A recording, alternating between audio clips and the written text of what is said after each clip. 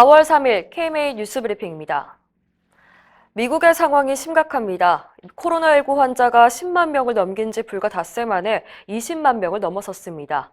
이로써 미국의 코로나19 환자는 전 세계 감염자의 5분의 1 이상을 차지하게 됐고, 진원지인 중국보다 환자가 2배 이상 많아졌습니다.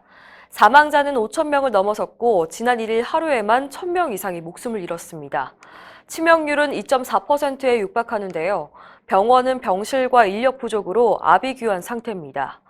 뉴욕타임즈 등 미국 주요 언론들은 의료진을 보호할 기본 장비가 이미 바닥을 드러내고 있다고 일제히 보도했습니다. 여기에 실업 대란까지 겹쳐 미국 사회는 패닉 상태로 치닫고 있습니다. 상황이 급격히 악화되자 미 행정부는 뉴욕 같은 코로나19 집중 발병 지역에 대해서 국내선 항공편 운항 중단을 검토 중입니다. 한편 국내 확진자 수는 1,062명, 사망자는 174명입니다. 코로나19로 투병 중인 60대 내과 의사가 오늘 숨졌습니다.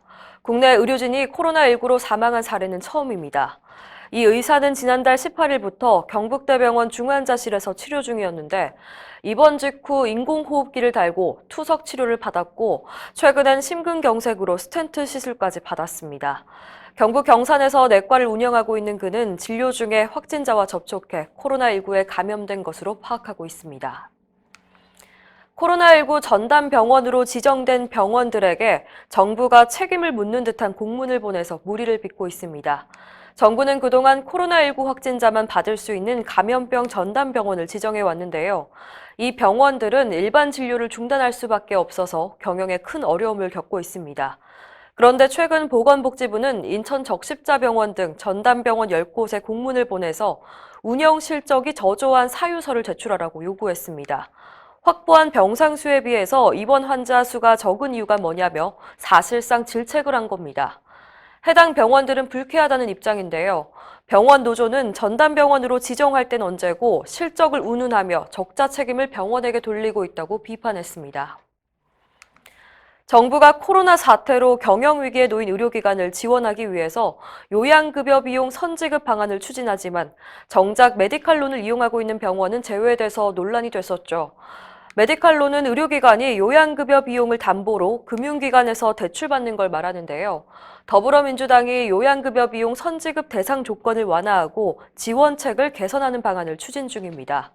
더불어민주당 허윤정 의원은 어제 서면 브리핑에서 코로나 사태로 인한 의료기관의 손실 보상과 융자 지원을 담은 의료기관 패키지를 마련했고 의료기관의 건강보험 선지급 금액 현실화와 메디칼론 이용 의료기관에 대한 건강보험 선지급 요건 완화를 위해서 정부와 추가 협의를 진행하고 있다고 밝혔습니다. 제21대 국회의원 선거가 얼마 남지 않았습니다. 의협 총선기획단이 총선거에 출마하는 각 정당의 의사 출신 지역구 후보자를 만나서 격려에 나섰습니다. 총선기획단은 지난해 5월에 발족해서 회원들의 적극적인 투표 참여를 이끌고 각 정당의 보건의료 정책을 제시해 왔는데요. 총선에 나선 미래통합당 윤형선 후보와 더불어민주당 이용빈 후보, 미래통합당 홍태용 후보, 정의당 고병수 후보의 캠프를 잇따라 방문해서 당선을 기원했습니다. 지난 1일에는 미래통합당 송한섭 후보와 신상진 후보를 찾아서 격려했습니다. 이필수 총선기획단장은 의사들이 국회에 진출해서 의료 현장의 목소리를 분명히 전달해달라고 당부했습니다. 이상으로 뉴스 브리핑을 마칩니다. 자세한 사항은 의협신문을 참고하시길 바랍니다.